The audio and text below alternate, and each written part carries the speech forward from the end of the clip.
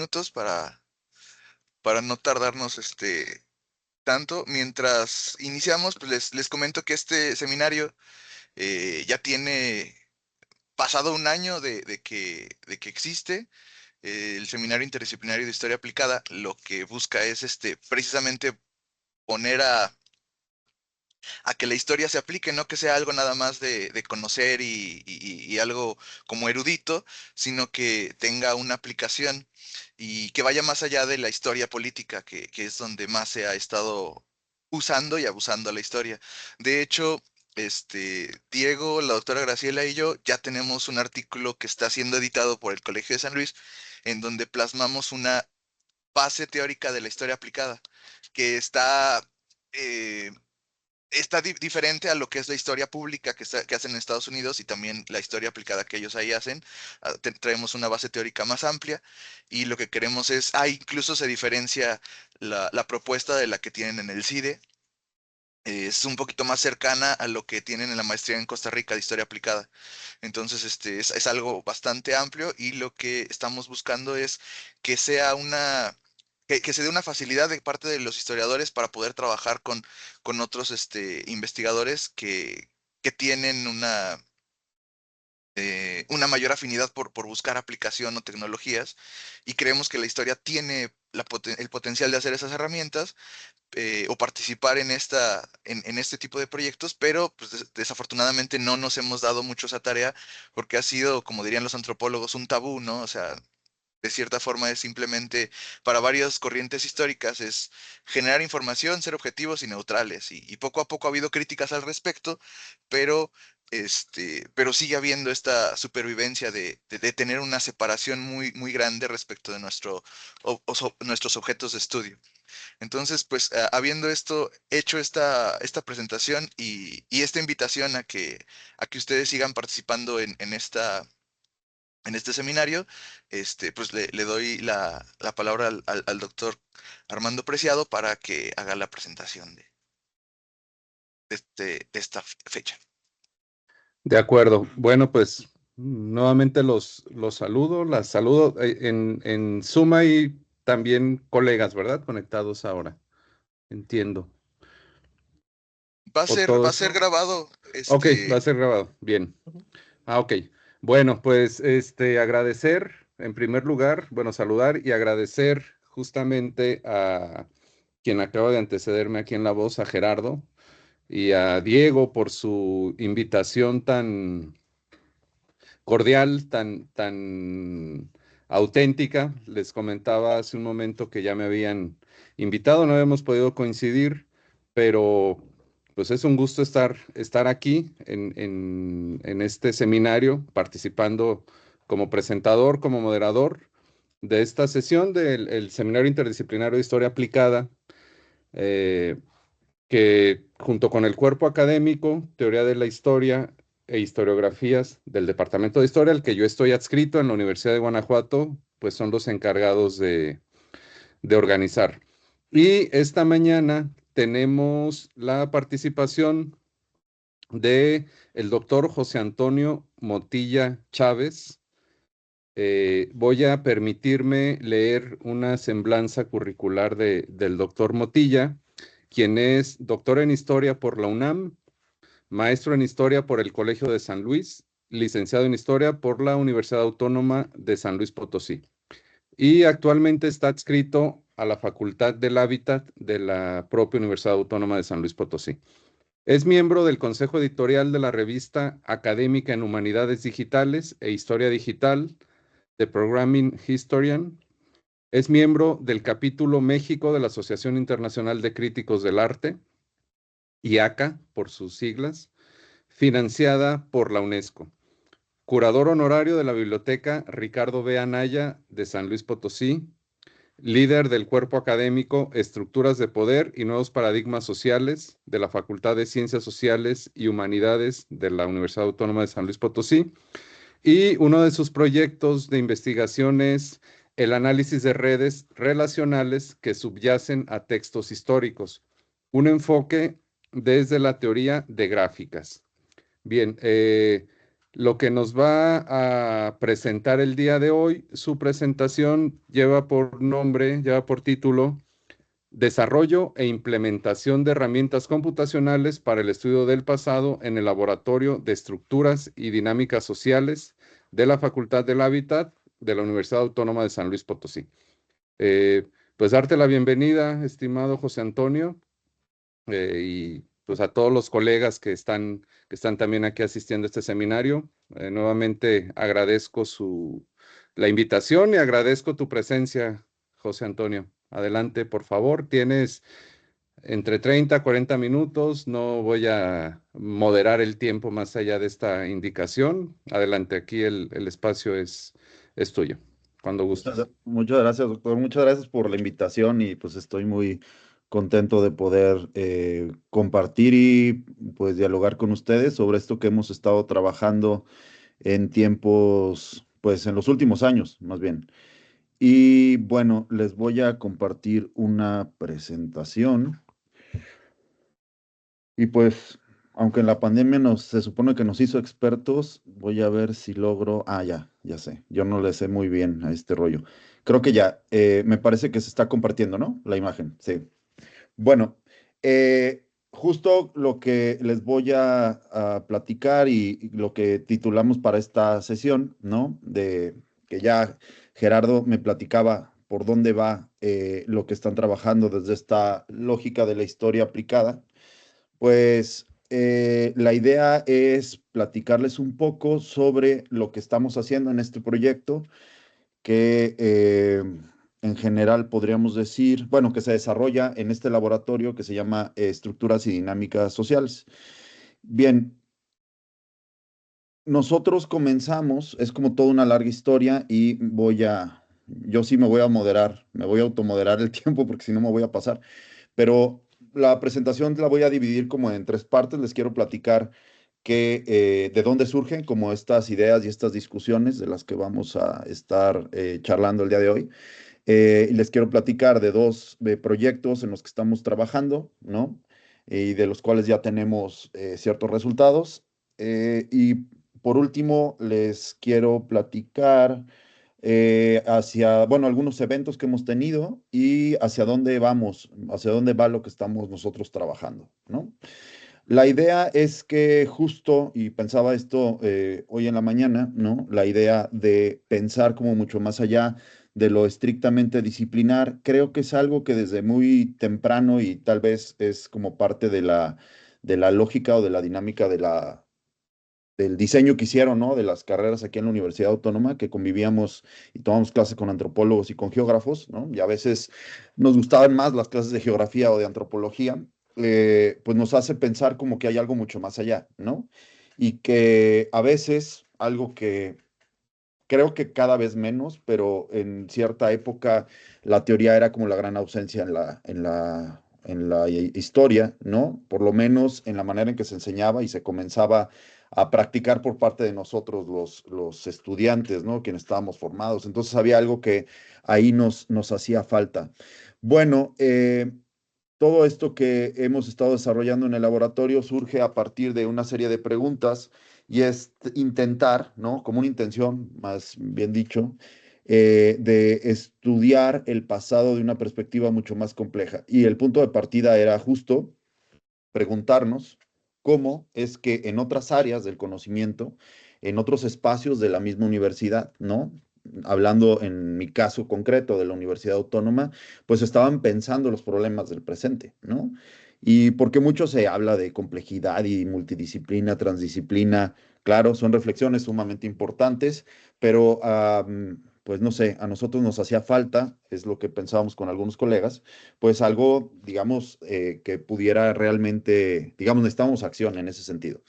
Entonces, rápido les cuento que cuando yo hice mi tesis doctoral hubo una pregunta, ¿no? Que me hizo mi sínodo, que la mayoría de la gente que estaba en este sínodo no, pues, no era experta o experto en el pasado de San Luis Potosí, bueno, salvo la doctora Monroy, que es la gran experta.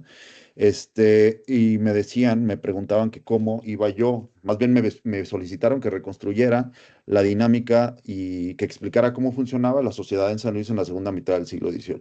Sí hay cosas, sí hay trabajos, obviamente, desde diferentes perspectivas, como de la doctora Bernal, que creo que trabaja ahí en Guanajuato, ¿no? O sea, sí hay una serie de trabajos, ¿no? Que hablan sobre ciertos aspectos, pero la idea, yo lo que quería era como hacer como una cosa mucho más integral y mucho más amplia. Y bueno, eso me llevó a preguntar y a investigar y a unirme como con gente de otros lugares, ¿no? Y hubo resultados preliminares en esa época, mismos que no me dejaron incluir en mi tesis de doctorado. Eso fue como todo un rollo. Pero yo me acerqué a un espacio padrísimo, un espacio privilegiado, que es el Centro de Ciencias de la Complejidad del UNAM, ¿no? Y ahí conocí, bueno, a grandes colegas, amigos que en específico uno de ellos, ¿no? Martín Sumaya, él ahora colabora en el laboratorio también con nosotros, ¿no?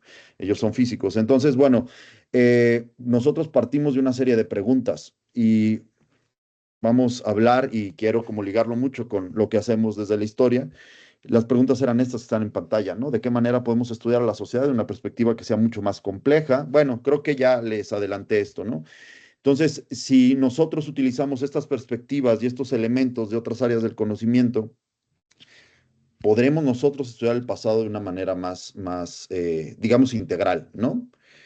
Bueno, hay una serie de cosas, ¿no? Que también están ahí sobre la mesa y, pues bueno, hay un montonal de preguntas. Y en el área, digamos, en las áreas de las humanidades y de las ciencias sociales, más de las humanidades, hay un concepto que es esto de la historia de las humanidades digitales, ¿no? Entonces, ahora les platicaré un poco de eso y voy a hacer una distinción como entre dos abordajes que creo que son interesantes. Si nosotros nos preguntamos dónde estamos parados hoy, ¿no? Que pues ya es a partir del año pasado, por lo menos, cuando surge el chat GPT, ¿no? Y que hace como toda esta revolución. Sí, fue el año pasado, me parece. Sí, empezamos como ya a pensar y a familiarizarnos con estos modelos computacionales que permiten o que hacen cosas que pues nos siguen pareciendo mágicas porque en realidad es algo que no teníamos como en el universo, ¿no? Sabíamos que había gente que estaba trabajando grandes bases de datos, pues en el camino yo he conocido mucha gente que incluso se dedicaban a digitalizar todo, a procesar información y sabíamos que algo estaban alimentando, ¿no? No sabíamos en realidad qué. Y les estoy hablando de esto, que es algo como desde los 2000, 2010, ¿no? Eso ya se veía que algo venía, algo grande. Y eh, nos dimos cuenta que de la potencia que tienen estas cosas. Esto lo voy a retomar en el segundo proyecto que estamos trabajando. Entonces, ¿en dónde estamos parados hoy? Como pensar en una suerte como de paradigma, una suerte de preguntas, pues bueno, sí, lo engloba bajo este concepto de la complejidad, ¿no? Y hay cosas que se están haciendo cada vez más, ¿no? Hay ciertos abordajes, como por ejemplo, que nos han permitido en primerísimo lugar el desarrollo de la lingüística, que es algo en el que nosotros estamos desarrollando a partir de estos planteamientos que hay. Los modelos, estos grandes modelos de lenguaje, ¿no? Como el chat que les decía. Un área también que hace la ingeniería informática, que es justo esta cuestión del análisis estadístico de textos, el modelado de temas, por ejemplo, análisis de sentimientos, de redes, etcétera. Bueno, pues hay una serie de herramientas que se están utilizando en diferentes lados. Podemos decir que en el área que nos compete, en el área de la historia, de las humanidades, hay una serie de iniciativas o propuestas, ¿no? La más grande es la última que aquí enlisto, que es esta consorcio de asociaciones de humanidades digitales a nivel internacional. México tiene una asociación importante, no es muy numerosa, pero se están haciendo proyectos súper interesantes, ¿no? Eh, ¿Qué más? Está esta iniciativa de Programming Historian, que no sé si están familiarizados con ello, pero es un proyecto que surge, si no me equivoco, entre académicos canadienses, norteamericanos e ingleses, que deciden hacer una serie como de tutoriales, ¿no? Para que los humanistas se puedan ir acercando a nuevas maneras de entender. Lo clásico es el análisis de redes, utilizar herramientas como Boyan Tools para hacer análisis relacionales o analizar textos, mejor dicho, porque bueno, como ustedes sabrán, los que están más desarrollados o más avanzados en esto son la gente que trabaja lingüística y literatura, ¿no? Y bueno, Program Historian es una red que ha crecido muchísimo, ¿no? Y busca como crear estas habilidades digitales entre esta gente. Hay un polo, hoy en día hay un polo en inglés, en francés, en español, en portugués, y bueno, va creciendo así a pasos muy acelerados. Pero aquí me gustaría, y para ampliar esta discusión, eh, preguntarnos para qué se emplean estas herramientas. Bueno, podríamos decir que hay como dos perspectivas, ¿no? O hay dos pasos, o hay dos estadios. No sé si decirlo así mejor. Más bien hay dos caminos. Uno, para conocer más, para trabajar más datos, para minar textos. Sí, es decir, tenemos estas herramientas, entre comillas, novedosas, que nos permiten hacer más, ¿no? Como historiadores en este caso, o como científicos sociales, humanistas, nos permiten hacer más, ¿no? Y segunda, podríamos decir que hay una categoría B, que es para realizar análisis complejos que trascienden las herramientas y perspectivas propias del historiador. Entonces, el primero, como el nombre lo dice, es un historiador que es digital, que desde hace muchísimo tiempo, es decir, estos historiadores, me parece que fue el Leroy Ladurie, ¿no? Que él decía que en un futuro el historiador que no sepa programación va a ser como una suerte de analfabeta, por decirlo de alguna manera, ¿no? Entonces, en esta categoría A tenemos textos, por ejemplo, de Joe Goldie, que ahí ella es conocida porque escribió, es coautora de un librito muy interesante que se llama, creo que Manifiesto por la Historia, ¿no?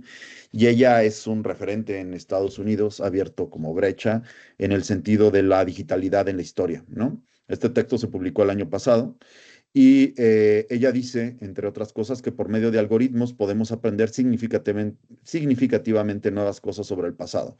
Es un texto como más de carácter, digamos, metodológico, como lo dice el subtítulo, y busca que uno se pueda ir acercando a eso. Pero me parece, ¿no? Que seguimos hablando de esta primera categoría, o sea, nuevas herramientas que te permiten investigar más profundidad, trabajar más datos, etcétera. Y la otra de ellas es un investigador muy famoso y muy polémico que es Peter Turchin, ¿no? Que él propuso, tiene un texto muy famoso o una propuesta que es la cleodinámica, ¿no? Él creo que es de origen zoólogo, veterinario, una cosa así, y él plantea que la historia puede predecir, ¿no? Bueno, es interesante, pero creo que no le ha salido eso. Él trabaja con enormes bases de datos, gigantescas bases de datos, que eso lo diferencia con lo que hacemos nosotros, y tratan de entender cómo, pues en esta historia o en esta versión clásica de la historia, del origen, auge, crisis y, digamos, fin de las civilizaciones, él busca entender cosas a partir de grandes cantidades de datos. Principalmente trabajan como la manera en que se fueron expandiendo los estados, cosas de ese tipo. La bronca de Turchin es que en la pandemia se le ocurrió predecir cosas y pues no le salió ninguna, me parece, ¿no? Entonces allá ya hubo problemas. Bien, en términos generales, hablando de cuestiones de historiografía, ¿no? Y claro que esto puede ser, digamos, no sé, iba a decir polémico, pero en realidad creo que es interesante. Hay autores como Ethan Kleinberg, ¿no? O Kalle Filainen, ¿no? Que ellos han estado como reflexionando, son pensadores posteriores a White, ¿no? Y Kleinberg identifica esta forma de hacer historia como el realismo ontológico, ¿no? Que es decir, que el realismo ontológico parte como, dice, es la forma en que se ha estructurado la historiografía, por lo menos desde finales del 18 y que sigue vigente, ¿no? Ha habido cambios, pero el punto es que, en pocas palabras, es el historiador tiene un criterio de verdad que a mayor cantidad de documentos que tenga, analizados por medio de un método, que ese método te lo da la formación como historiador, pues podrás conocer más, ¿no? Entonces, la cuestión de saber más es una cuestión de método. Obviamente lo estoy generalizando y lo estoy simplificando, ¿sí? Nos hemos dado cuenta, ¿sí? Que pues esto no es suficiente, ¿sí? Y bueno, y más con todos estos cambios que hubo en las disciplinas, en la filosofía, ¿no? En la segunda mitad del siglo XX, cuando los criterios de verdad, bueno, esto viene, pues podemos levantar hasta nicho, hasta quien ustedes quieran, pero esta certeza, ¿no? Esta cuestión de la verdad, pues es cuestionable, ¿no? La interpretación, que el mismo Nietzsche la ponía sobre la mesa, ¿no? Y que se fue desarrollando mucho más adelante, nos hacía pensar en que nosotros no tenemos, pues no hay una verdad definitivamente, ¿no? Y todo este rollo lo que podríamos entender como la razón técnica instrumental, nos hizo creer que el método nos va a permitir más, mejor, conocer muchísimo más, ¿no? Y en algún momento llegaríamos a una suerte de totalidad. A partir de Kleinberg, él propone, ¿no? Una historia partiendo de Derrida y de todos estos, principalmente de este, pues podríamos decir postestructuralismo, ¿no? O estos personajes que plantean caminos distintos a partir de la crisis de las narraciones.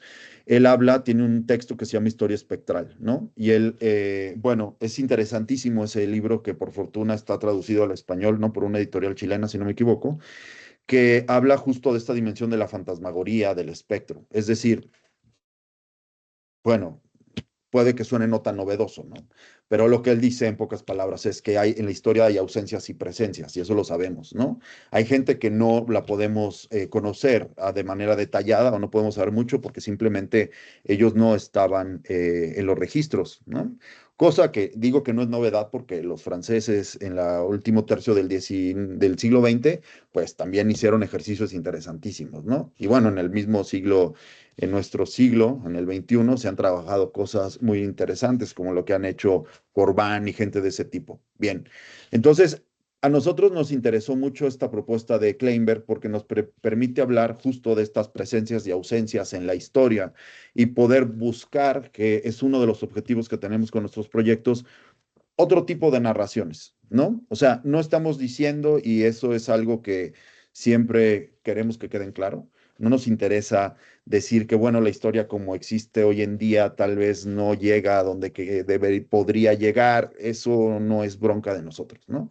En realidad, nosotros buscamos con estas metodologías o con estas maneras en que se está trabajando con información hoy en día desde diferentes áreas, proponer una serie de pues, posibles narraciones que vayan mucho más allá de un relato tradicional, por decirlo así. Entonces, bueno, hay este binomio, digamos, ausencias-presencias, al hablar de indicios y de síntomas, es algo que cuando nosotros estudiamos lo que trabaja la gente que hace redes, que en su mayoría son biólogos, biofísicos, ¿no? Etcétera, te das cuenta, y eso creo que hablando, lo que hablábamos al un principio de la interacción con otras disciplinas, no sé, a mí me cuesta trabajo poder sostener con certeza o con seguridad de hablar de multitrans, etcétera, disciplina. Yo sé, por ejemplo, Gerardo es muy bueno para eso. Yo no, eso te permite escuchar al otro, ver dónde están colocados, desde dónde están preguntando y jalarlo a las preguntas que tu propia tradición, digamos, se está haciendo, ¿no? Y lo que uno ha leído, ¿no? En estos investigadores y en estas propuestas de distinto índole. Obviamente desde la historia nos suena mucho el paradigma indiciario, todo eso, ¿no? Entonces, es interesante, pero más adelante le estoy dando prisa porque no quiero quedarme a medias. Si quieren, lo podemos retomar. Tenemos una categoría B, ¿no? Esta categoría B es para realizar, o sea, mientras la primera era para tener herramientas para estudiar y conocer más, podríamos decir que esta categoría B es para realizar análisis complejos que trasciendan estas herramientas y perspectivas propias del historiador, que es donde nosotros nos intentamos colocar, ¿no? ¿Cuál es el objetivo que tenemos nosotros? En primer lugar, buscamos reconstruir experiencias temporales, las cuales es posible que sean evidentes en el proceso de estudio de la estructura y dinámica de una sociedad, ¿no? Son propiedades que subyacen a la estructura superficial de una materialidad. Materialidad nosotros entendiéndolo por textos. Pero en este asunto, justo yo trabajo con restauradores, con historiadores y son mis colegas en la facultad, ¿no? Y trabajamos también con estudiantes de arte, ¿no? La dimensión de la materialidad estamos buscando pues un sentido mucho más amplio que el mismo texto, pero en este caso estamos hablando de textos. No necesariamente son visibles en análisis masivos, esa es otra cosa. O sea, por eso les mencionaba lo de Turchin, ¿no? Sino que necesitamos algo más para poder hacer visibles estas características que tienen. Buscamos propiedades emergentes, ¿sí? A partir de estos análisis que estamos haciendo y vamos mucho más allá de sistemas de información histórica. Bueno, esa es como nuestra pretensión. Bien, a partir, nosotros comenzamos, yo me puse de acuerdo, gracias a un seminario del Colegio de San Luis y pues, de vivir en una ciudad mediana, ¿no? Pero que al fin de cuentas terminamos coincidiendo en muchos espacios. tuve la fortuna de conocer a alguien que es, digamos, como nuestro líder, ¿no? De muchos de nuestros proyectos o de todos nuestros proyectos, es el doctor Edgardo Galán, el doctor Edgardo Ugalde, ¿no? Saldaña, que él es matemático y ahora él trabaja en el Instituto de Física, e incluso ahora él es el director, ¿no? Entonces él es una persona que desde esta mente, digamos, este interés o esta curiosidad propia de los matemáticos, le interesaba buscar o ampliar y justo donde les digo que estamos colocados, ¿no? Pues es decir, él tiene preguntas, ellos tienen preguntas de las matemáticas que al ver como estos modelos sociales podríamos nosotros tratar de responderlas con otro tipo de datos, ¿no? Y también se dio esta interacción, con él empezamos a trabajar y con una persona que en ese momento hacía su postdoctorado, que ahora es investigador del Instituto de Matemáticas Aplicadas de la UNAM, que es el doctor Edgardo Galán Vázquez, ¿no? Entonces, bueno, nosotros empezamos a trabajar con un texto que es un diario de la Guerra de Reforma, eh, en la cual teníamos una hipótesis, ¿no? Bueno, yo estaba trabajando con ese texto y justo yo les decía que tenía la idea a partir de lo poco que había estudiado de redes, eh, que si nosotros lográbamos conectar a los personajes que estaban en el texto, podríamos encontrar, así se las pongo, de entrada, la asociación entre ellos. Y a mí lo que me interesaba era poder más o menos averiguar si eran afines estos personajes a un bando a otro. Esa era la primera pregunta. Empezamos como a problematizar sobre ello y yo tenía, o sea, sí tenía claro que existía este modelo, que es como el modelo del crecimiento de las redes, del modelo de crecimiento de redes, el de el Barabasi y Albert. Bueno, pues la cosa nada más era como aplicarlo, ¿no? Y bueno, ahora les platicaré un poco más porque tengo imágenes, pero el asunto es que eso inició una dinámica de trabajo interesante entre nosotros tres. Les estoy hablando más o menos del 2000, ¿qué será? 17, me parece, 18, a lo mucho, y empezamos a trabajar. Bueno, eso nos hizo desarrollar ese texto, ampliar la propuesta y propusimos un ciencia de frontera, ¿no?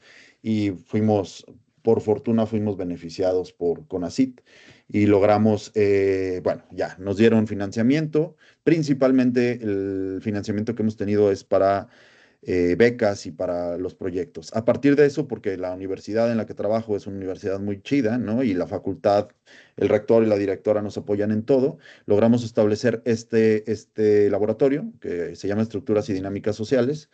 Y bueno, esta es como la versión anterior, porque ahora ya el acomodo es distinto. Y con Conacit pudimos comprar dos máquinas así súper buenas, que es un servidor de cálculo y es un servidor de procesamiento de datos, ¿no?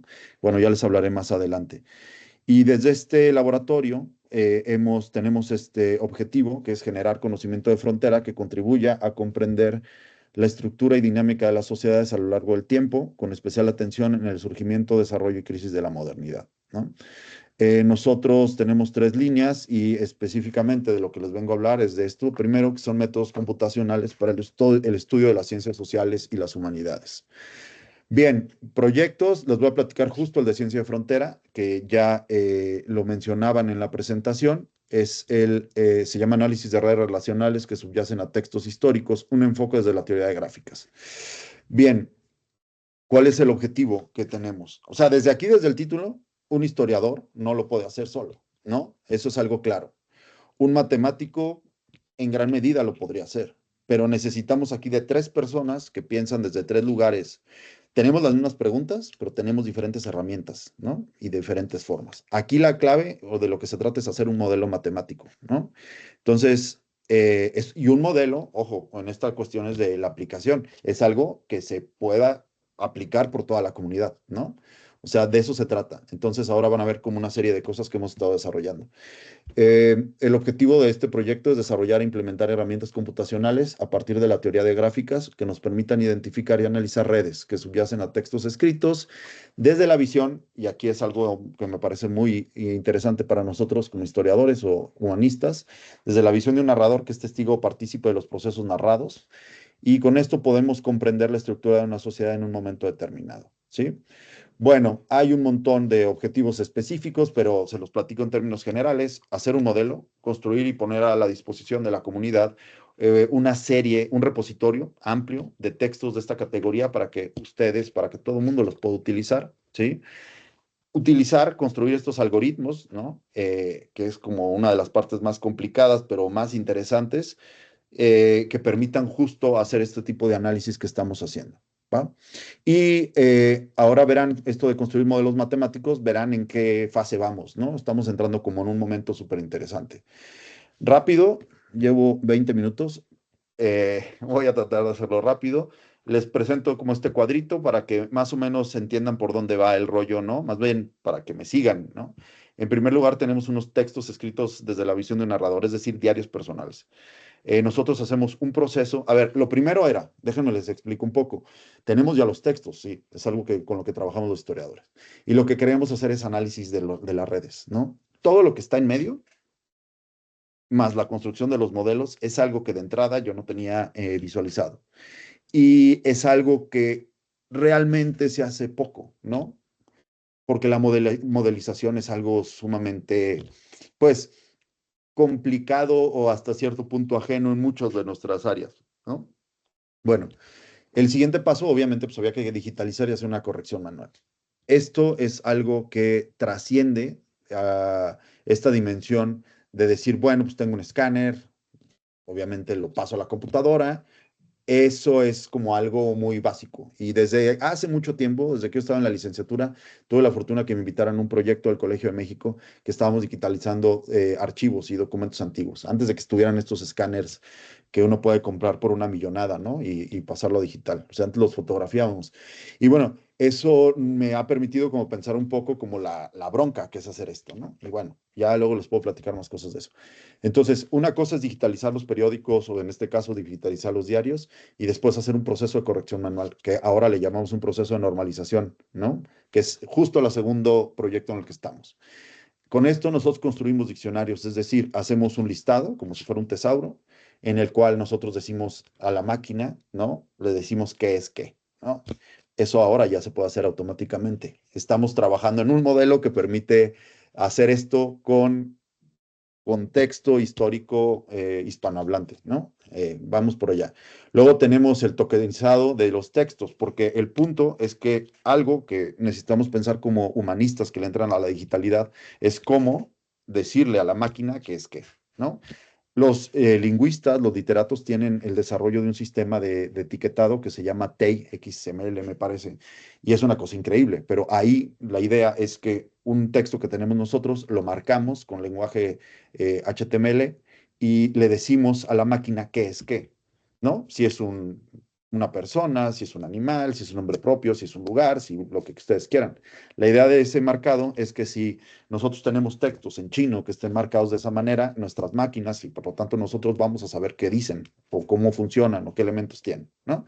Bueno, después de que hacemos el tokenizado de textos, es decir, identificamos la distancia o qué elementos le vamos a decir a la máquina, ¿no? Comenzamos a trabajar, esto lo hacemos con Python y con unas librerías de lenguaje natural, empezamos a construir esta red subyacente, ¿no? Aquí el punto es que si ustedes tienen un corpus, o sea, un set de datos, y lo meten en un programa de análisis de redes, como puede ser Gephi, como puede ser Cytoscape o cualquiera de estos, ¿sí? Tiene unas configuraciones precargadas que son una serie de modelos que te permiten hacer el análisis de tu corpus a partir de cierta perspectiva. Si lo vas a hacer como por eigenvector, por cercanía, etcétera, ¿sí? Nosotros, eso es lo que yo sabía hacer, pero acá lo que se trata con estos colegas es que podemos preguntarle otras cosas, ¿no? Nosotros decíamos, tenemos un monito que es el que escribió.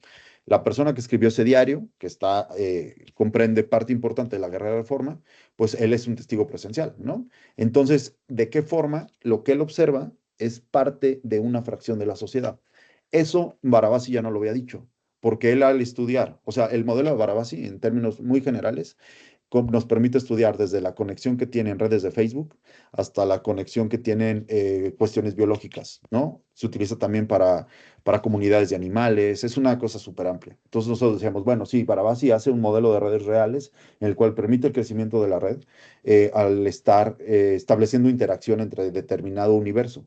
Pero nosotros tenemos un cuate que es parte de esa red real, ¿no? La red real histórica es irreconstruible porque no podemos reconstruir en su totalidad, eso por la falta de documentos. Pero a nosotros, a diferencia de lo que decíamos al principio, a nosotros no nos importa que haya pocos documentos. En realidad, lo único que nos interesa son indicios, ¿no? Que nos permitan imaginar, pensar realidades pasadas.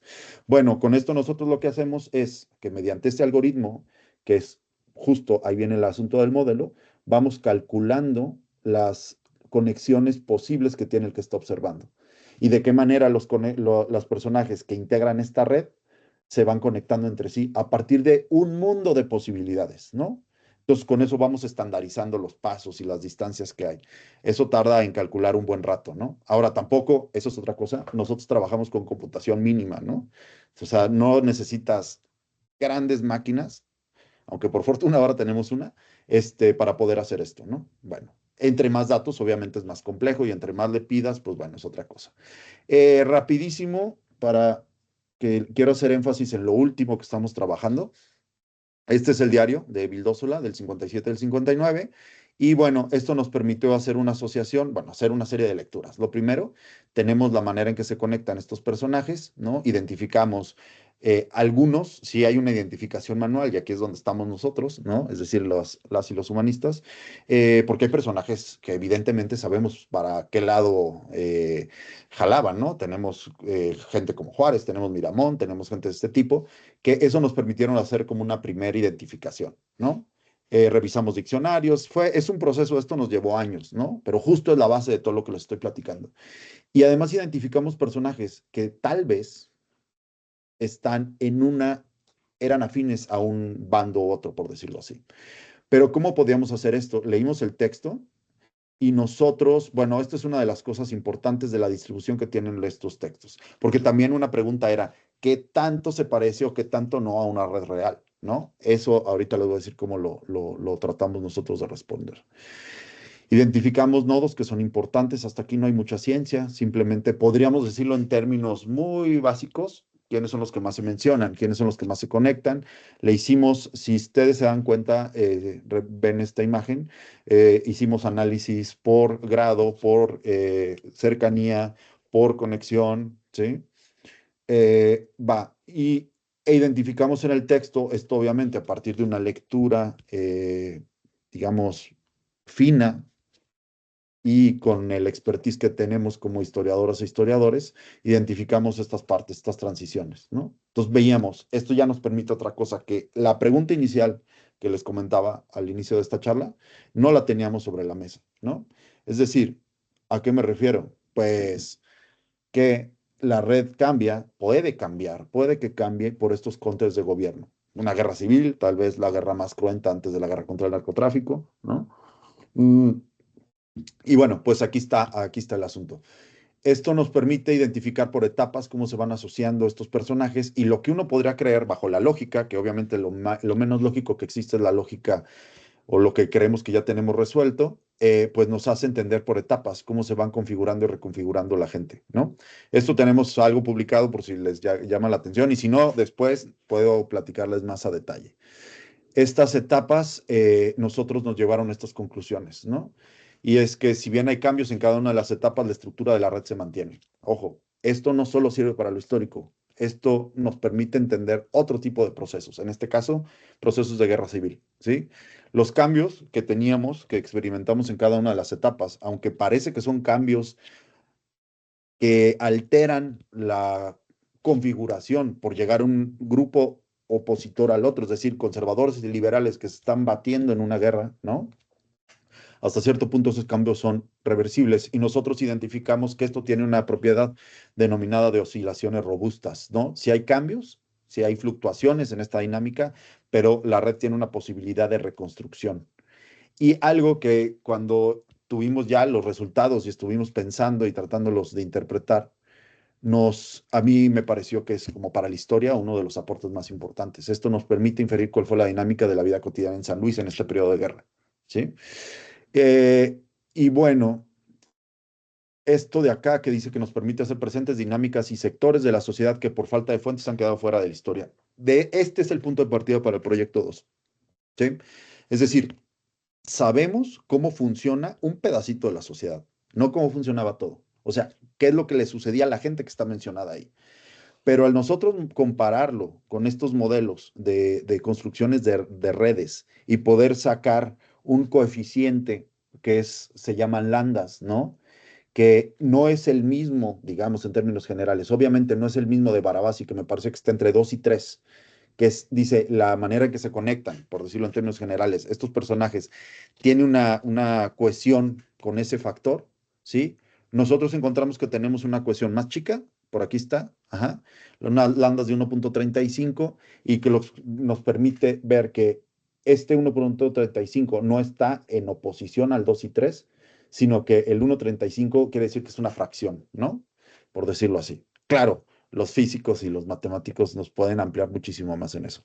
Esto, como uno de los primeros intentos, y ahora sí le voy a dar prisa, nos lo publicamos en un texto sobre guerra civil, ¿sí? Y fue como nuestra entrada acá, formalizando como esta investigación. Y nos permitió justo, pues, poner a discusión qué es lo que queremos, ¿no? Ponerlo a discusión.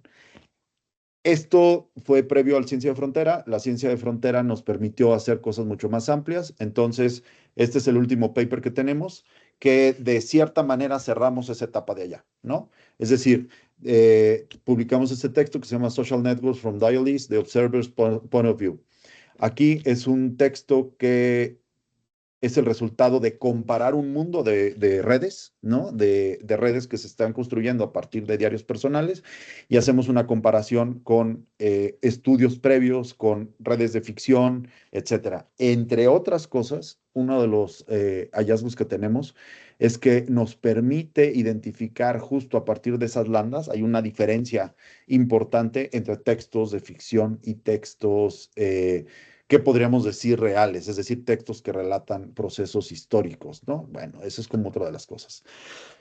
Rápidamente y en 5 minutos les voy a decir lo siguiente. La segunda parte del proyecto es justo la próxima semana vamos a estar en un congreso que nos invitaron a una red de historiadores que se llama The Structure and Dynamics of the City of San Luis Potosí, México, 1767-1821, latencia, espectralidad, presencias y ausencias desde la ciencia de datos. ¿Qué estamos haciendo acá? Nosotros, bueno, el laboratorio es un espacio físico que está en la Facultad del Hábitat, en el cual hay becarios, hay gente de servicio social, tenemos un cuate que es asistente de un investigador nacional.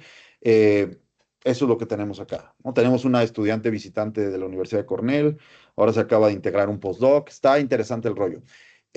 Lo que estamos haciendo ahora es que, bueno, ese es como el núcleo que está presente ahí, y hay dos investigadores que, bueno, está Edgardo en el Instituto de Matemáticas, tenemos una pequeña sede con el Instituto de Física que está trabajando, ahora se integró un colega Armando Corona, que él también nos está ayudando con el análisis de redes, está el doctor Edgardo Ugalde, ¿no? Desde el Instituto de Física, que, pues bueno, él nos está, pues ahora sí que él es el que nos ayuda, el que nos guía, el que nos plantea como la dimensión de los problemas.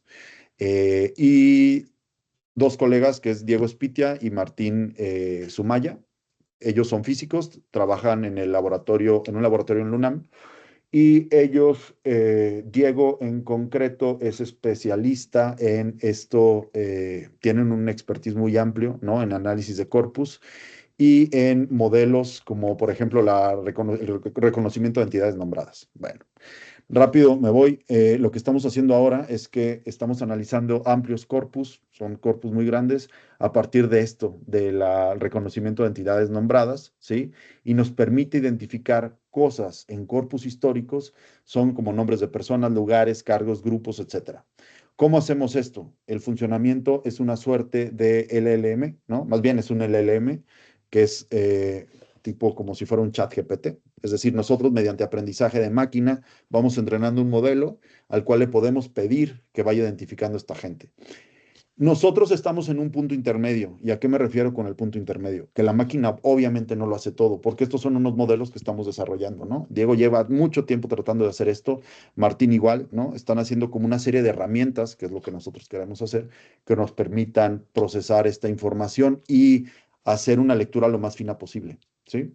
Pero el punto medio quiere decir que lo que nosotros estamos trabajando con máquina, también lo estamos revisando manual, ¿sí? Entonces, tenemos como una expertise en normalización, un expertise que ahora les voy a platicar un poco en un minuto. Bueno, todavía me quedan 4.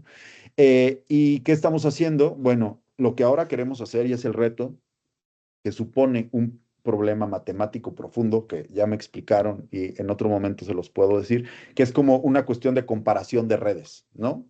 Y justo es un problema que los matemáticos ahora lo van a empezar a trabajar.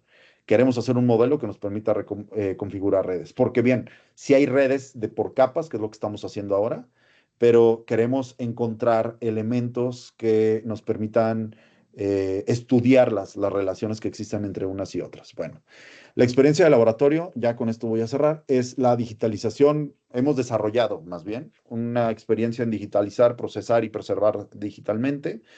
Estamos desarrollando, o más bien ya lo tenemos y espero que este año podamos publicar algo para compartirlo con todo el mundo, es un desarrollo de protocolos de normalización de entidades, ¿no? Que eso es lo que viene.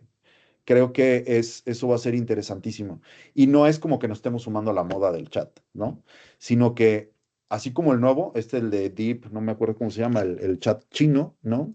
Que tú lo puedes instalar en tu máquina. Nosotros tenemos un modelo de este tipo instalado en una máquina. Y lo que nos permite esto es ir alimentándolo y entrenándolo para que sepa identificar lo que nosotros le estamos pidiendo. En este caso, lo único que queremos saber es corpus grandes, identifícanos las palabras, identifícanos los lugares, ¿no? Y no saben el grado de precisión que tiene esa cosa. Es increíble, increíble. Bueno, seguimos desarrollando modelos de aplicaciones y tenemos esta infraestructura de cálculo y procesamiento de datos que esperamos poder ir creciendo, ¿no? Ok, en el presente, el laboratorio, creo que ya es lo último, estamos trabajando o englobando lo que les platiqué, en la reconstrucción de experiencias temporales, ¿sí? Las cuales sea posible que sean evidentes en el proceso de estudio de la estructura y dinámica de una sociedad. En segundo punto, estamos trabajando con la gente que estudia historia conceptual, ¿sí?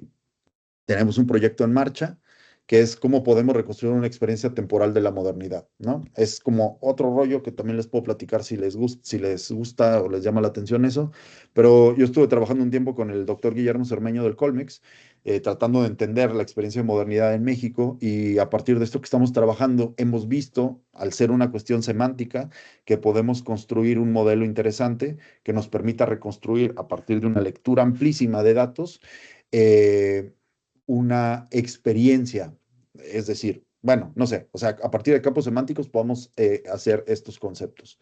Y este repositorio, ¿no? Que esperemos lanzarlos muy poco. Bueno, tenemos un par de eventos que hicimos el año pasado. Este fue la Escuela de Verano de Estructuras Dinámicas Sociales, que me es grato compartirles que este año también va a haber, porque CONACYT ya nos dijo que sí nos va a dar lana para la tercera etapa del proyecto. Entonces, pues estarán todas y todos invitados. Tiene un eje de historia, ¿no? Y ahora en 2025 queremos crecerlo. No solamente va a ser escuela de verano, sino que queremos hacer un congreso. Entonces, pues todas y todos invitados. Ahí podemos hacer colaboraciones, ¿no? Ahí está el colega Gerardo, ¿no? Por ahí, así está. Y bueno, esta fue como la primera experiencia que fue súper buena, ¿no? O sea, muchos de los personajes que ven ahí, pues es gente que está como el top de lo top, que están desarrollando estos modelos. Y pues bueno, hemos hecho una red de amigos muy interesante y de estudiantes.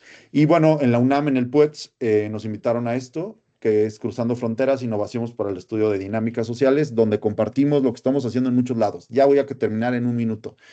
Una cosa, antier tuve una reunión porque me invitaron a una red, ¿no? Que va a ser una red abierta de trabajo de análisis, y uno de ellos, que es un investigador muy famoso, que ha trabajado también textos, ¿no? El físico también, si no me equivoco, es que decía, la gente que trabajamos redes es gente que comparte mucho, ¿no? Entonces, lo que estamos buscando nosotros, aunque no solo trabajamos redes, es crear espacios de confluencia donde la gente interesada pueda acercarse, pueda formarse o pueda compartir información que nos lleven a hacer una red así como muy, muy pesada. Y esa es la idea. Tenemos una suerte de red de laboratorios que se llama Relajo, ¿no? Y la idea es que cada vez vamos a ir sumando más gente para poder trabajar esto. Bueno, pues el contacto, ahí está la página de nosotros, que es muy general, está en construcción, digamos, pero ya hay algo de información y está mi correo. Y bueno, antes de terminar, quiero agradecerles muchísimo por haberme invitado. Para mí es un placer compartir estas cosas y más con ustedes, ¿no? Que están trabajando desde este seminario. Muchas gracias.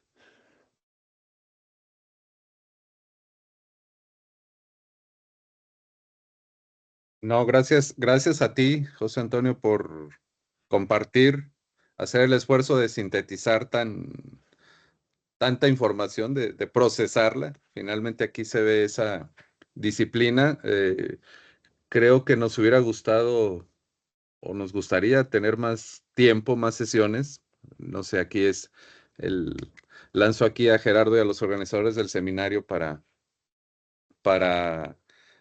pues, volver a invitarte, porque sí hay cosas que se quedaron sin duda, no solo a nivel personal, sino de todos los que te estemos escuchando, dudas, inquietudes. Y justamente en el espacio de la sesión del día de hoy, se abre un espacio para generar o compartir esas dudas o comentarios contigo para, pues, para que vaya pudiendo dar salida, independientemente de poder acceder a los textos, a la información que nos fuiste presentando aquí, a los propios sitios que nos estás compartiendo también, sitios web, pues si en este momento se pueden compartir algunas preguntas y comentarios. Gerardo ya levantó la mano, no me extraña.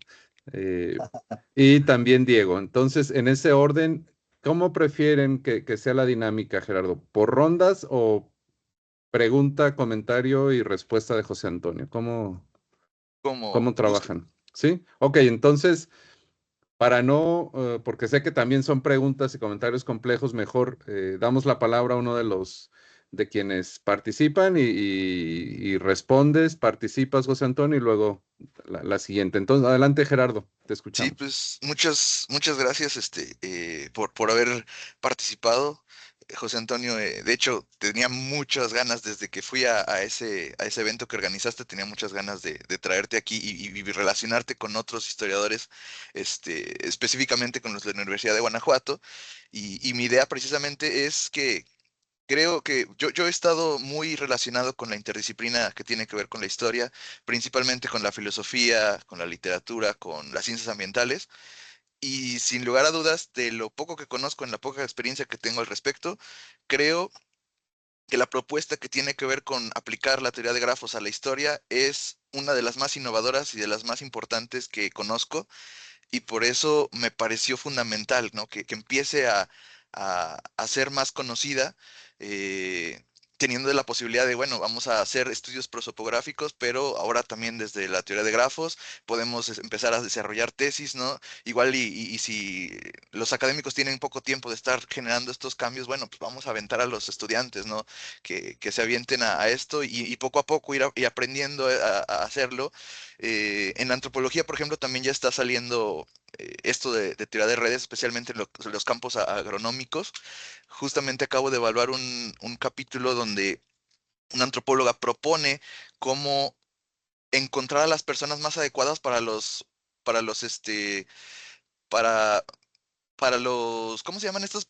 Como los programas sociales como el Sembrando Vida, decir, bueno, estos programas sociales lo mejor son estas personas porque son los que tienen más contactos y son los que más pueden generar que todo el mundo se entere, ¿no? Porque si mandas a las personas casa por casa, igual no necesariamente va a tener el mismo impacto porque algunas comunidades son muy cerradas. Si dices... Si lo agarra el carnicero del pueblo que tiene contacto con todo el mundo y esta persona y esta de esta tienda, ya con eso es más fácil que todo el mundo se pueda beneficiar de estos programas, ¿no? Y para esto se requirió un análisis de redes para ver cuáles son los nodos este, de, de esas comunidades. Entonces hay un montón de aplicaciones y es lo que es bastante interesante de esto de la teoría de grafos, porque de hecho a mí se me ocurrió, de hecho, precisamente por esta, este curso que tomé ahí con Motilla, hubo una una afirmación un poco debatible, ¿no? De que básicamente era, fuera de Santa Fe no hay teoría de la historia. Entonces, bueno, pues vamos a hacer un estudio de redes de cómo está en México la teoría de la historia, qué existe, qué no existe, qué se considera como tal. Y esto permitiría generar una propuesta que sería tanto dentro de la teoría de la historia como dentro de la teoría de redes. Con este método podría contestar esta posible creencia que hay muy centralista respecto a la teoría de la historia. Entonces, eh, realmente creo que va en ese sentido esta participación y definitivamente, pues sí, el interés de volverlo a invitar profundizar en los próximos proyectos, ahí está.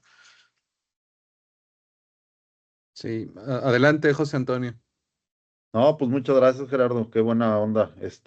Y sí, pues hay como todo un recorrido ahí que se puede hacer, ¿no? O sea, aquí estamos tocando pues muchas áreas, muchos campos, y creo que uno de los que es como indispensable abrir reflexiones justo en estas cuestiones teóricas, ¿no? Porque, pues, no sé, o sea, sí, hay como mucha centralidad en ese sentido, entonces vale la pena, ¿no? Pensar como en la apertura que se tiene a este otro tipo de cuestiones y que se pueda aplicar en diferentes niveles, o sea, desde utilizar, por ejemplo, esto que decías tú, ¿no? De la aplicación de los análisis de redes, pues eso está bien, ¿no? O sea, es algo que no es tan complicado, sino simplemente es aprender cómo se utilizan y cuál es como la lógica de esas herramientas, ¿no? Lo que nosotros hemos querido hacer es como trascender, ir un poco más allá de eso y poder justo hacer modelos que permitan entender de una forma más compleja cómo se estructuran elementos, ¿no? Entonces, bueno, a mí una vez me dijeron unos cuates no me acuerdo de qué disciplina son, pero nos comentaban en una sesión que hay que tener cuidado, ¿no? Dijo, porque mientras en las humanidades y ciencias sociales seguimos trabajando de maneras que no son muy cómodas, dice, los físicos y esta gente ya están leyendo a Bourdieu, ¿no? Entonces ahí valdría la pena pensar un poco sobre nuestros límites o sobre las fronteras disciplinares, mejor dicho, ¿no? Bien, gracias. Adelante, Diego. Adelante con tu participación.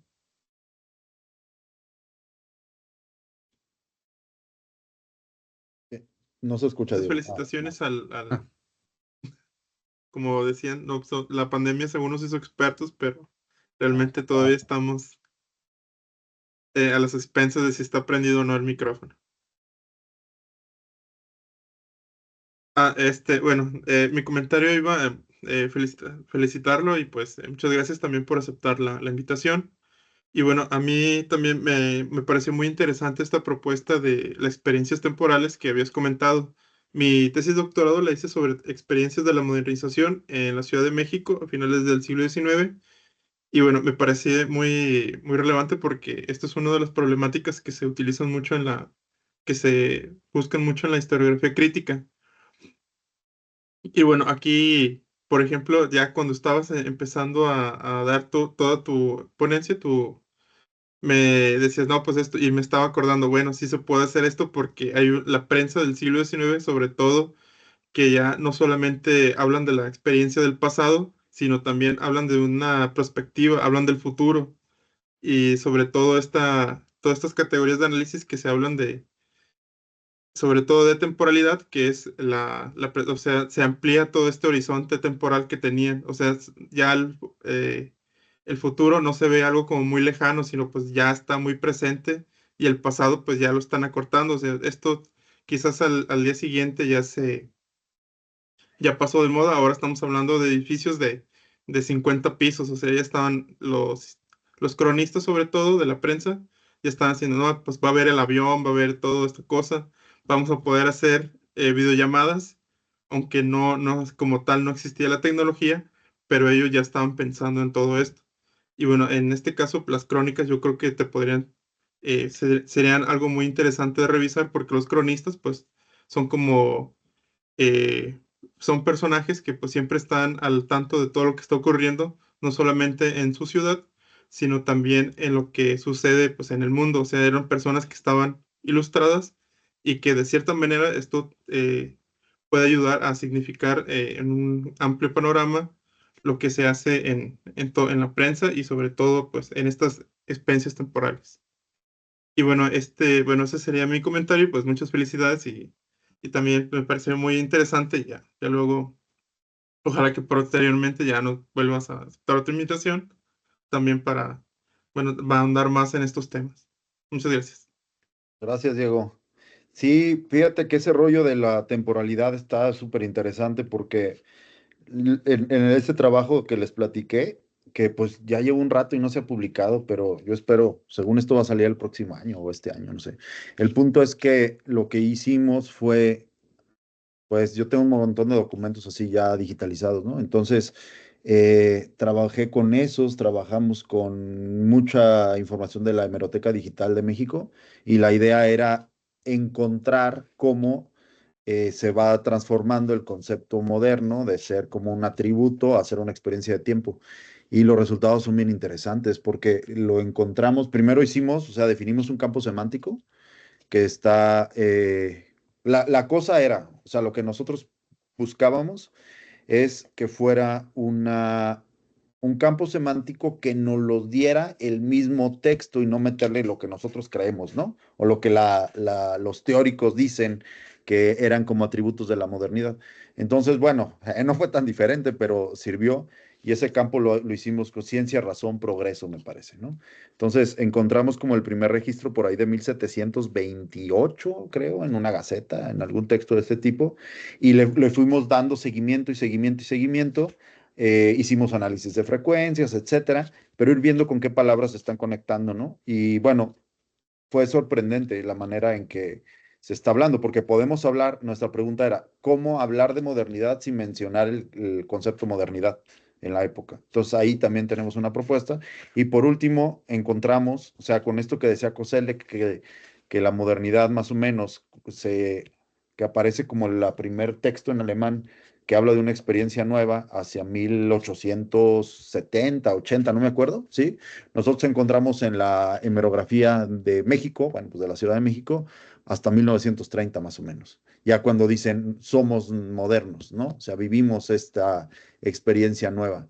Entonces, bueno, son rollos que esto no fue tan computacional, o sea, sí utilizamos la máquina y sí hicimos como muchas cosas así, pero al nivel que lo estamos trabajando ahora no lo fue. Ahora queremos hacer otra cosa, más bien estamos trabajando en esto para poder hacer estas como reconstrucciones de experiencia. Eso es lo que nos interesa, ¿no?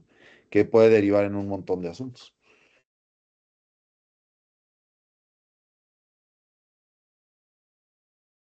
De acuerdo.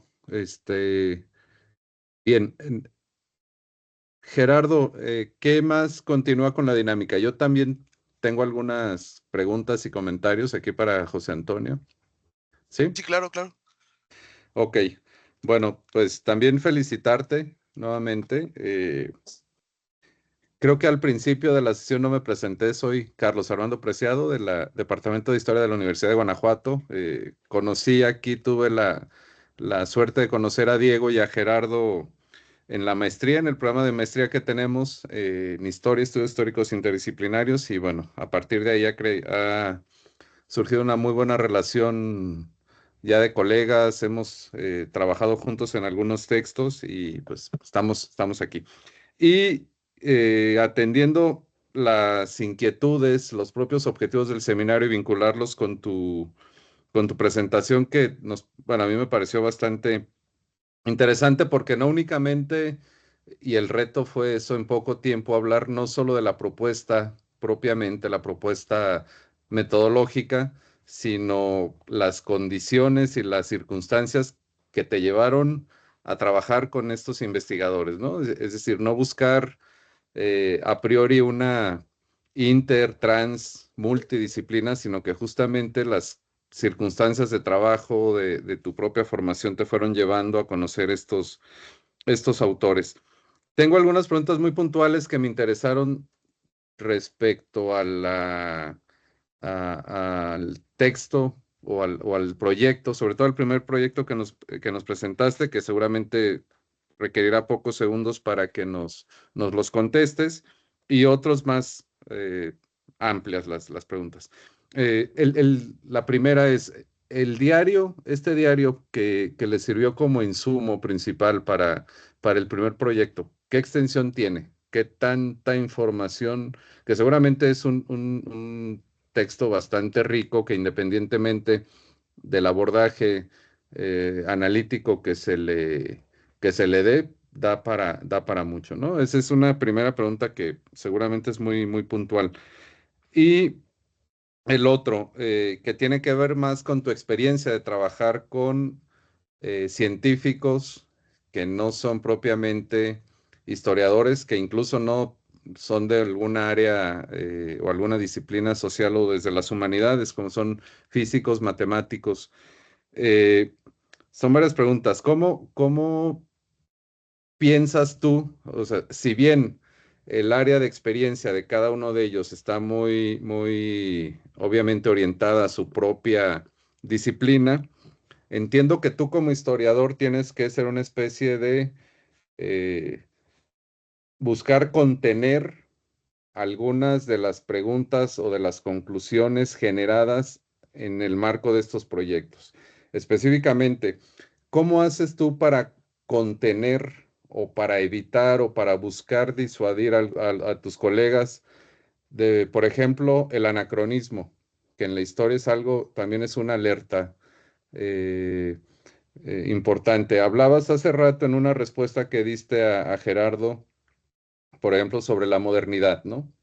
Y me recordó, hay un estudiante que tenemos ahora en la maestría que, cuyas primeras propuestas de su proyecto tenían que ver de cómo ciertos actores políticos o ciertos actores políticos colectivos, pero también ciertos textos apuntaban hacia una modernidad.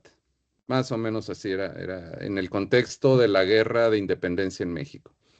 Entonces, muy rápido, su planteamiento o sus primeras preguntas era de qué manera estos actores iban buscando y alcanzando la modernidad. Eh, yo soy parte de su comité tutoral, entonces le decíamos, es que no puedes partir que estos actores se reunían, dialogaban y escribían buscando alcanzar una modernidad. Ahí está, hay un error de planteamiento. ¿Cómo llegar? O sea, es un anacronismo, se lo tratamos de explicar varias veces, ¿no?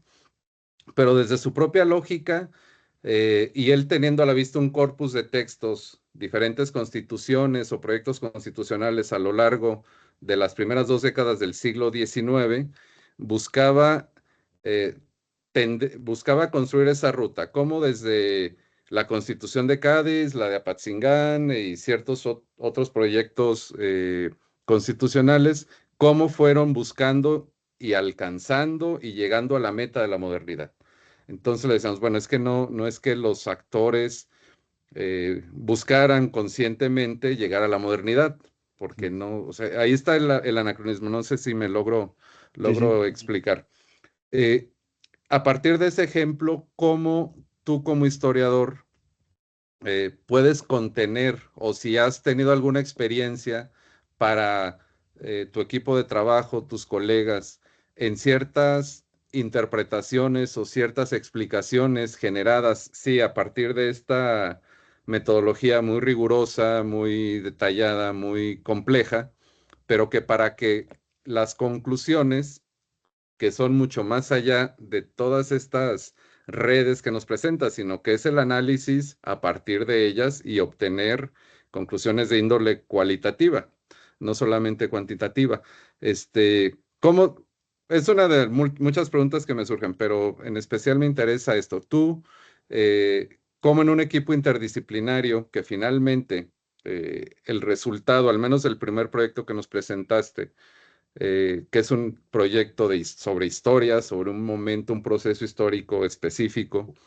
Eh, ¿Tuviste alguna experiencia, tuviste alguna situación, una anécdota en ese sentido que pudiste eh, contener o pudiste alertar a tus colegas al respecto?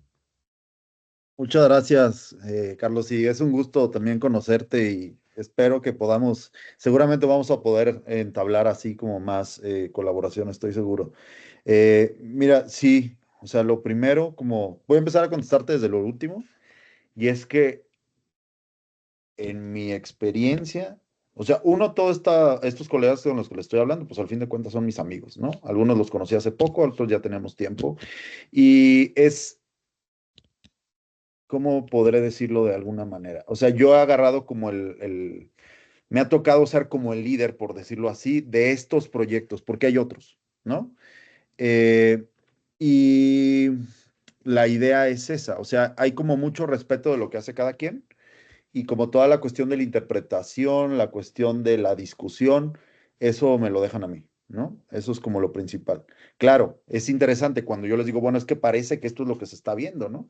Y pues creo que es gente que es incluso hasta mucho más abierta y tiene a veces como un pensamiento como más complejo de lo que podríamos, de lo que a veces encontramos en nuestras áreas. Y lo digo con todo respeto a todo mundo y no estoy pensando en nadie en concreto, pero hay como una manera de problematizar mucho más allá. Y creo que eso más bien a nosotros nos sirve, ¿no? Porque nos damos cuenta de que mira, tenemos con nuestras herramientas que estudiamos en cuestiones de teoría de la historia, de historiografía, etcétera. Y no sé, a veces como que nos limitan mucho, ¿no? Y justo la escuela de verano, uno de los objetivos era invitar colegas que estaban entrándole a eso, ¿no? Y pues discutir con ellos, ¿sí? Pero eso se hizo frente a los otros, o sea, fue un diálogo como mucho más amplio. Entonces, eso creo que es uno de los puntos interesantes. En concreto, quiero decir que para poder hacer cosas de las que estamos planteando es indispensable nuestra formación y nuestra visión como humanistas y científicos sociales. Esa es la clave, ¿no? Justo ahora estamos, lo que vamos a presentar la próxima semana, me decía mi colega Diego, pues sacamos un montón procesamos un montón de datos y los empezamos a revisar y nos damos cuenta que había muchas cosas tan equivocadas. Y él me decía, ay, qué padre, ¿no? Eso me emociona porque quiere decir que yo todavía sirvo de algo, ¿no? Entonces, pues es que la máquina hace un montón de cosas, ¿no? Claro, bueno, eso es como por un lado. Dos, estas cuestiones como de anacronismo, rollos del presentismo, ese es un gran problema. Es un gran problema pero porque a ver, también nuestras formaciones a veces tienen broncas, ¿no? O sea, a veces en las escuelas no vemos cosas a tan profundidad o no lo sé, ¿no? En realidad yo siento que uno tiene que salir al mundo y empezar a ver otras cosas y entender realmente qué es lo que hace uno desde la historia y las posibilidades que tiene la disciplina, saliendo, como decía Gerardo, de los cubículos, ¿no? O de las unidades que están solo enfocadas en investigación histórica, donde hay algo que es el sentido común, ¿no? O sea, hablamos entre historiadores y hay como ciertas reglas del juego, como pasa en cualquier disciplina, pero aquí son muy acotadas. Ese también es una bronca, ¿no?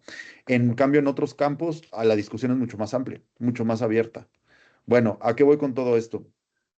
Creo que este tipo, por ejemplo, de a priori, cuando hablabas de este estudiante, que es algo que nos pasa a todo mundo, es que damos por hecho que existe en ese momento algo que es la modernidad y que hay cambios que están sucediendo en el mundo. Y por más que nos ponen ejemplos de que la edad media a la modernidad no es un día a otro, sino que son procesos más amplios, sí nos hace falta en la historia.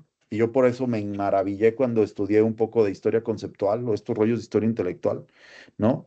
Eh, que necesitamos pensar conceptualmente. Creo que eso es muy importante, ¿no? No en términos cronológicos, no solo en las palabras o en el lenguaje que aprendemos como historiadores, sino a problematizar cómo los conceptos se fueron construyendo y cómo van cambiando. Y justo eso es que en el corpus, si el corpus no denota como una experiencia de tiempo, algo que está cambiando, difícilmente se puede decir que es algo moderno, ¿no? Sino que es algo que está sucediendo en un momento de transición, cuando pues hasta la vida política se está inventando en México, por lo menos en la manera en que se va a conocer a partir del México independiente. Bueno, son cosas como muy distintas, ¿no? Entonces, sí tenemos, y eso es algo que nos debe de dar un montón de emoción, porque quiere decir que hoy más que nunca es necesario seguir haciendo investigación histórica, ¿no? Seguir formando estudiantes, o sea, hay mucha área. Nada más como para complementar un poco esto, yo cuando me fui al Colmex a estas escuelas de Concepta, ¿no? Me interesaba platicarles un poco de este rollo. Pues en realidad pude hablar poco, pero fue interesante ver cómo algunos investigadores están entendiendo como la complejidad, ¿no? Y cómo están entendiendo estos estudios que te permite, a ver, por ejemplo, hablaban, vamos a volver al mismo ejemplo, el concepto moderno. Entonces, si tú te metes a Google, tiene esta herramienta, ¿no? De la Ngram, que en los libros que Google tiene digitalizados, te dice con qué frecuencia, qué tanto aparece el concepto y te va haciendo unas gráficas, ¿no? De en qué momento hay picos donde se habla más de eso. ¿sí? Entonces yo les decía, bueno, sí, pero eso no funciona mucho, ¿no?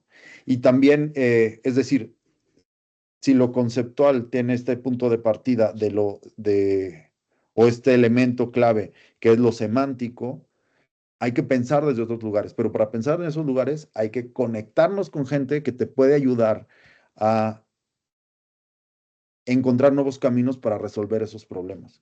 Eso creo que es algo como muy, muy interesante, ¿no? Y creo que somos más anacrónicos los historiadores a veces que gente de otras disciplinas, ¿no? También, bueno, ya por último, es otra cosa importante, las formas de investigar y la escritura, eso sí es algo bien distinto, ¿no? Y me parece que a veces no reflexionamos. Un ejemplo rápido. Cuando nosotros pensamos en una tesis en historia, que es capítulo 1, capítulo 2, ¿no? O sea, la experiencia, los antecedentes, qué pasó aquí, qué pasó allá, no sé, ¿sí? La manera de decir, bueno, vamos a plantearlo en un sentido de planteemos un problema, pongamos una metodología sumamente clara, sea de lo que sea. A mí me ha cambiado un poco como la forma de ver las cosas, ¿sí? Discutamos y ofrezcamos los resultados. Ya pensar en una cosa así más concreta, no estoy diciendo que no esté bien como se hace tradicionalmente, por decirlo entre comillas, en la historia, sino que hay problemas concretos de la historia que podríamos plantear de esa manera. Por ejemplo, esto de la modernidad, ¿no? O sea, los textos que se están produciendo, que tienen que ver con legislación o constituciones, ¿se pueden considerar modernos? ¿Sí o no? ¿Por qué? ¿No? Entonces, ¿qué metodología? Voy a utilizar un montón de bases de datos, voy a utilizar un montón de periódicos. Esa es una bronca que queremos nosotros apoyar en eso. No todo está digitalizado y no todo está procesado. Y eso es lo que queremos hacer nosotros, ¿no? Entonces, a partir de la evidencia podríamos decir, ¿no? O sea, estamos buscando como un punto medio que son cierto tipo de investigaciones que nos darían una base, que nos darían un argumento que se puede desarrollar más ampliamente como tradicionalmente nosotros estamos acostumbrados y formados, me parece. Entonces, bueno, creo que es un momento interesante para hablar de todas esas cosas. Espero haber respondido, Armando, un poco estas preguntas. Sí, no, y finalmente son reflexiones que dan para muchas, muchas cosas. Yo me quedé con varias inquietudes, pero son más a nivel personal de todo este trabajo, esta relación eh, con colegas de diferentes disciplinas. Bueno, obviamente aquí Gerardo y Diego, de este último ejemplo que dabas, hicieron alguna vez un estudio sobre de qué manera las revistas científicas en historia piden los artículos, bajo qué pautas piden que se vaya desarrollando metodológica, los argumentos, las conclusiones. Ellos son expertos, expertos en ello, no sé si quieran abundar un poquito, pero pues no, realmente muy, muy sugerente y muy grato escuchar estos trabajos y el entusiasmo con el que lo presentas, pues también es también doblemente estimulante buscar este tipo de acercamientos, conocerlos. eh, Ni siquiera para pensar en entrarle, sino conocerlo y antes de pensar en que uno puede incorporarse, creo que necesariamente uno tiene que conocerlos y luego ya tomar esas decisiones, ¿no? Pero de verdad, muy, muy grato esta experiencia. No sé, Gerardo, Diego, Nada más Alejandro. faltó Ujú, adelante. contestar la pregunta del cuánto Ah, bueno, la espacio tenía extensión. la... Ajá. La extensión del diario, que es nada más una curiosidad Ah, ahí perdón, muy, sí, sí, sí, eso se me muy, olvidó. Por empezar por el final. Pero es un documento, pues, chiquito, de tener unas 150 páginas, pero son manuscritas por cosas ajenas a mí. Desde hace años se tenía que haber publicado eso. Entonces, ahora, este año yo creo, estoy seguro que se va a publicar, pero ya con nuestras lógicas, ¿no? Antes iba a publicar en un libro así como, pues, normal, ¿no? Por decirlo de alguna forma, tradicional.